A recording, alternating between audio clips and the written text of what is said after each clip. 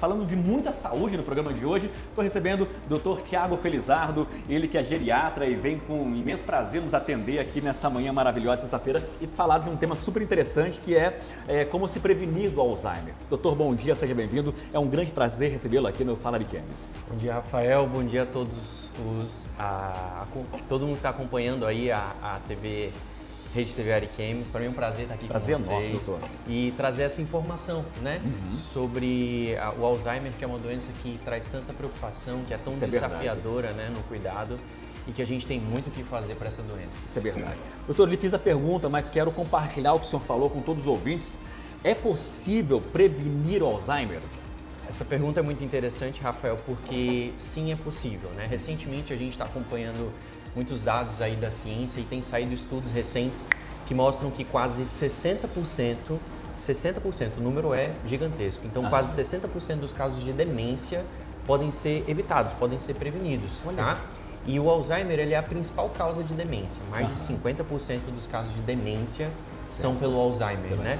Então, se a gente pode prevenir todas essas doenças, a gente precisa trazer essa informação realmente para toda a população do que a gente pode fazer para evitar que as pessoas cheguem nessa doença, né? Que precisem desse tipo de cuidado, porque a gente sabe que é uma doença que traz um desafio para a família, né? A gente está, inclusive, Rafael, no mês de prevenção, na realidade, um mês de conscientização, né, sobre o Alzheimer, é o Setembro Lilás, e é uma iniciativa mundial, né, realmente de trazer informações, de trazer dados, porque se a gente tem o que fazer, né, se a gente tem como prevenir, a gente precisa que todo mundo esteja afiado no que pode fazer. Perfeitamente. E claro, a gente fala sobre as prevenções, o que devemos fazer para ter uma qualidade de vida e prevenir-se do Alzheimer, doutor? Qual que é os hábitos que a gente tem que aplicar diariamente? Perfeito. Então, para prevenir demência, para prevenir Alzheimer, a gente até divide em 3 fases da vida, tá? Então, na fase inicial ali da vida, a gente fala muito sobre escolaridade. Então, a gente como sociedade precisa se organizar para que todo mundo tenha acesso à educação, estude o máximo possível, né? E aprenda, seja estimulado. Então, na primeira fase da vida, o que mais podemos fazer para prevenir o Alzheimer é melhorar a escolaridade, tá? Na fase da metade da vida ali, na meia vida, no paciente adulto, né? O que a gente tem que fazer é controlar os fatores de risco cardiovascular. O que é isso? Pressão alta, diabetes, obesidade, tabagismo, etilismo e sedentarismo, tá? Certo. Então são todas essas coisas que a gente precisa melhorar, tratar, cuidar, evitar que o paciente tenha todas essas doenças, né? Com hábitos de vida saudáveis, né? Porque evitando essas doenças, a gente sabe que a chance desse paciente lá no futuro desenvolver uma demência como o Alzheimer ou outras, a gente consegue reduzir essa chance. Tá? Perfeitamente. Doutora, uma pergunta. O Alzheimer é uma doença exclusiva do idoso? É majoritariamente do idoso, tá? Certo. Então ali a gente sabe que a maioria dos casos de Alzheimer ele acontece depois dos 65 anos, tá? Quando acontece antes disso, a gente chama de um Alzheimer precoce, então chama a nossa atenção se acontecer ali com 60, 55 anos. Então a gente não espera que um paciente adulto, jovem, tenha Alzheimer, né? Inclusive essa pergunta é interessante, porque eu tenho muitos amigos, muitas pessoas assim da minha idade que chegam para mim e falam: Tiago, você é geriatra, cuida aí da memória, né? E a minha memória está péssima. O que eu faço? Minhas palavras estão fugindo, eu não estou conseguindo mais me concentrar. Então, assim, a gente não pensa tanto em Alzheimer para essa parcela da população, mas a gente precisa, né, investigar o que pode estar causando esse problema de memória, inclusive nos mais jovens. Verdade. Qual que é você sabe dizer, doutor, o paciente mais novo que foi diagnosticado com Alzheimer no mundo? Existe assim? Eu acredito que com Alzheimer mesmo deve ter sido ali por volta de uns 50 anos, 45 anos, né? A gente é novo, no caso. Que é novo, exato. A gente sabe que hoje existem testes, a ciência está crescendo, né, Rafael? Então, assim, existem testes que podem ser feitos a qualquer idade da vida, que mostram o risco de você desenvolver Alzheimer no futuro, né? Mas não são testes com absoluta certeza. Se você tem esse teste positivo, não necessariamente você vai desenvolver Alzheimer com certeza, mas mostra um risco, né? Então, esses achados podem ser encontrados a qualquer momento da vida. Porém, o Alzheimer clínico, né, que é aquela perda de funcionalidade, acredito que deva ser ali pelos 50 anos dos casos mais jovens. Assim. Uma coisa que eu observei aqui na nossa conversa, doutor, a questão do esquecimento, ou seja, a memória, é um grande alerta para a questão do Alzheimer. É claro, a pessoa está esquecendo, ele não fica tranquilo, calma, né? Passa pelo especialista para ajudar você. Mas pelo que eu entendi, é o sintoma principal. É o principal sintoma, né? Então, o que o Alzheimer mais causa é prejuízo da memória. E aí é interessante porque é um prejuízo da memória recente. Entendi. Chega muita gente no consultório falando assim, doutor, papai, ele lembra de tudo da infância dele, lembra de tudo da juventude dele, então ele lembra a data que ele casou, a cidade que ele morou, o primeiro trabalho, ele fala disso com muita riqueza de detalhes, porém não lembra o que comeu ontem, não lembra quem visitou na semana passada. Esse é o típico acometimento do Alzheimer, é a perda da memória recente, tá? Então, essa memória de trabalho, né? Então, lembrar o que fez ontem, lembrar de um compromisso, lembrar de pagar uma conta, isso é o que chama a nossa atenção, tá? Entendi. É interessante a gente falar isso porque tem alguns tipos de esquecimentos que não chamam tanto a nossa atenção. Eu queria trazer para o pessoal que está assistindo para até tranquilizar, tá?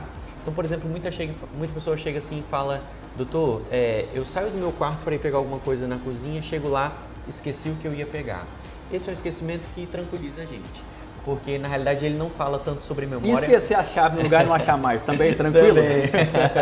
Ele não fala tanto sobre memória, ele fala mais sobre atenção. Ah, entendi. Exatamente. Então, esqueceu onde guardou algum objeto, esqueceu um fogão aceso, quem nunca fez isso, esqueceu o que ia fazer no outro cômodo, isso tudo são queixas de atenção, merecem com certeza uma investigação, mas na sua grande maioria das vezes são queixas tranquilas que não levantam um alerta para Alzheimer.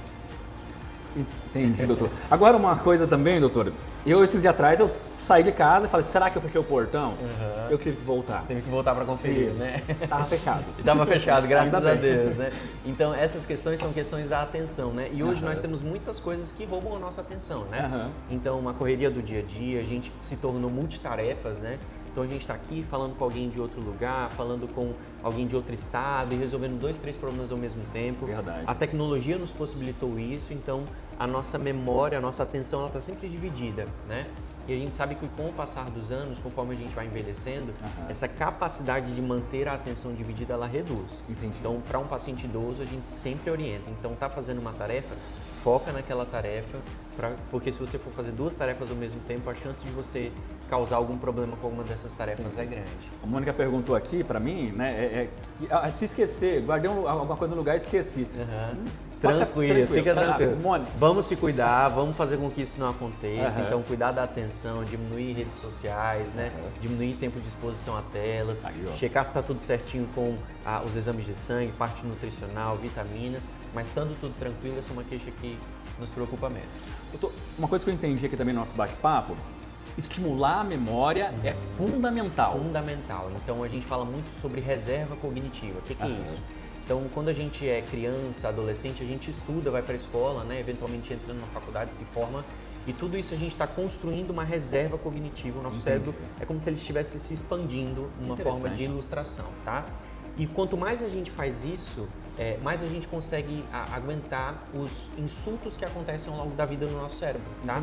Então, ao longo da vida, se a gente aprender uma coisa nova, aprender um idioma, aprender alguma habilidade nova, é muito importante para que o nosso cérebro continue saudável. Então, a gente sempre estimula no consultório.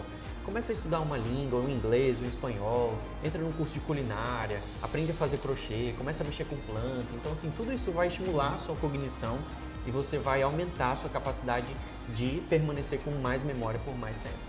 O que acontece, doutor? Paralisa o cérebro que fica nesse looping o tempo todo, lembrando do passado, mas o presente não? Na realidade, o que acontece é que tem uma região do nosso cérebro que ela é responsável pela memória mais recente, né? Entendi. E aí é essa região que ela é atacada pelo Alzheimer, né? Então, acontece uma inflamação ali naquela região por alguns motivos e a pessoa começa a perder a memória de agora, do presente para o passado, né? Então, começa com essa perda da memória mais recente, mas nos casos mais avançados a gente vê também que os pacientes começam a esquecer o nome dos filhos e aí a coisa começa a avançar bem e geralmente os pacientes evoluem para uma perda global da memória, né? Então é importante a gente identificar o quanto antes, mas mais do que identificar, prevenir, né? A prevenção é tudo. A gente falou sobre a prevenção no início da fase da vida e na meia-vida. Eu queria só acrescentar 2 coisas, Rafael. Claro, doutor. Depressão não tratada é fator de risco para demência, tá? Então, uma depressão, um paciente, né, que não busca atendimento, que não busca cuidado, está ali deprimido e não trata, então isso é um fator importante. E perda auditiva também não tratada, tá? Então, aquele paciente que não está escutando bem, é importante corrigir isso também para que o paciente tenha menor risco de ter demência no futuro.